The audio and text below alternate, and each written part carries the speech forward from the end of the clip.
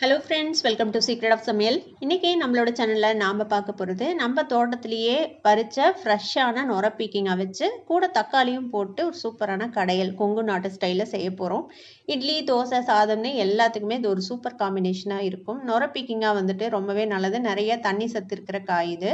சரி வாங்க, டிலே பண்ணாமல் நம்ம வீடியோக்குள்ளே போயிடலாம். சூப்பரான நொர பீக்கிங்காக தக்காளி கடையில் எப்படி செய்யலாம். 4 நொர பீக்கிங்காக நான் எடுத்து வச்சிருக்கிறேன். இது பார்க்கும்போது காய் நிறைய இருக்கிற மாதிரி இருக்கும், ஆனால் நீங்கள் செஞ்சதுக்கு அப்புறம் பார்த்தீங்கன்னா ரொம்ப கம்மியாயிடும். இப்போ இதை வந்துட்டு நம்ம தோல் சீவிக்கலாம். பீர்க்கங்காய் மாதிரியே தான் இந்த மாதிரி தோலை வந்துட்டு ரிமூவ் பண்ணிடுங்க. இந்த மாதிரி எடுத்துட்டு இந்த காம்பு பகுதியை வந்துட்டு கட் பண்ணிடலாம். இப்போ இது மாதிரியே 4 காயையும் நம்ம தோல் சீவி எடுத்துக்கலாம். இப்போ இந்த மாதிரி 4 காயையும் நம்ம வந்துட்டு தோல் சீவி வச்சாச்சு. இப்போ இதை வந்துட்டு நறுக்கிக்கலாம்.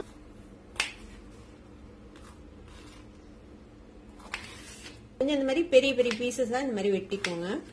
இந்த அளவுக்கு பெருசா வெட்டிக்கலாம். அது வெந்துச்சுன்னா ரொம்ப குட்டி உண்டாயிரும், அதனால இந்த சைஸ்க்கு வெட்டிக்கோங்க.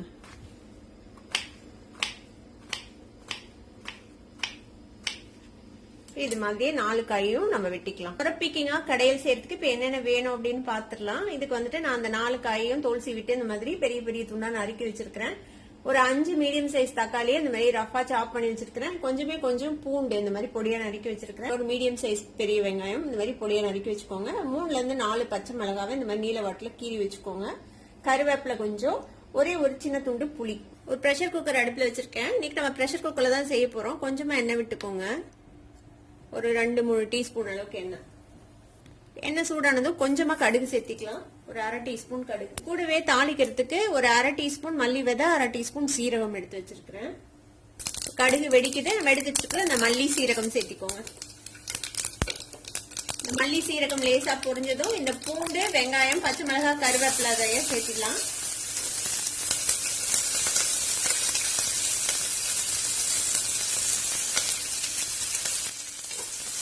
வதக்கி விட்டுக்கலாம்.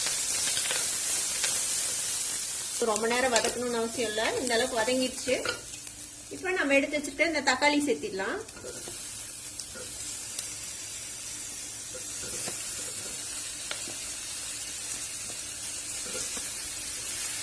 இந்த தக்காளியும் கொஞ்ச நேரம் வதங்கட்டும். தக்காளி போட்டு ஒரு 1 நிமிஷம் நல்லா வதக்கி விட்டுட்டோம்.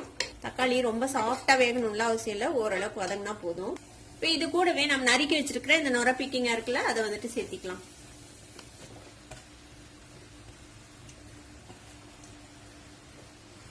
இதையும் சேர்த்து நல்லா வதக்கி விடுங்க. பார்க்கும்போது பார்த்தா இவ்வளவு நிறைய இருக்கிற மாதிரி தெரியும். நான் அது வெந்ததுக்கு அப்புறம் பாத்தீங்கன்னா ரொம்ப கம்மியாயிடும்.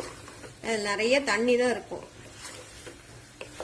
இந்த குழம்புக்கு தேவையான அளவுக்கு கல்லுப்பு சேர்த்திக்கலாம்.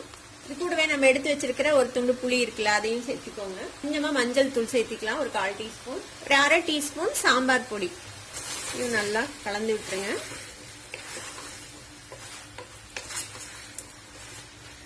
கொஞ்ச நேரம் வதங்கட்டும். ஒரு 1 நிமிஷம் இது இப்படியே வதங்க விடுங்க.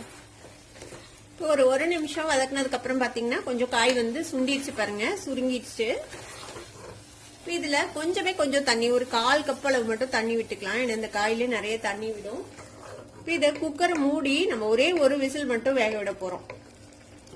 குக்கர் மூடி போட்டு நம்ம ஒரே ஒரு விசிலுக்கு மட்டும் வேக வச்சு எடுத்துக்கலாம். ஒரு விசில் விட்டு ஆஃப் பண்ணிட்டேன். ஆவி அடங்கிடுச்சு. நம்ம ஓபன் பண்ணி பார்ப்போம். பாத்தீங்கன்னா தெரியும் பாருங்க, நம்ம கொஞ்சோண்டு தான் தண்ணி விட்டோம், அதுக்கே எவ்வளவு தண்ணி விட்டு இருக்குது. திருப்பியும் கொஞ்சம் சுண்ட விட்டுக்கலாம், இவ்வளவு தண்ணி தேவையில்லை நமக்கு. இது கூடவே கொஞ்சமா கொத்தமல்லி தலை சேர்த்திக்கோங்க. கொஞ்சம் சுண்ட விட்டுக்கலாம் இந்த தண்ணிய. காய் வந்துட்டு குயிக்கா வெந்துடும், இது வேகத்துக்கெல்லாம் டைமே எடுக்காது.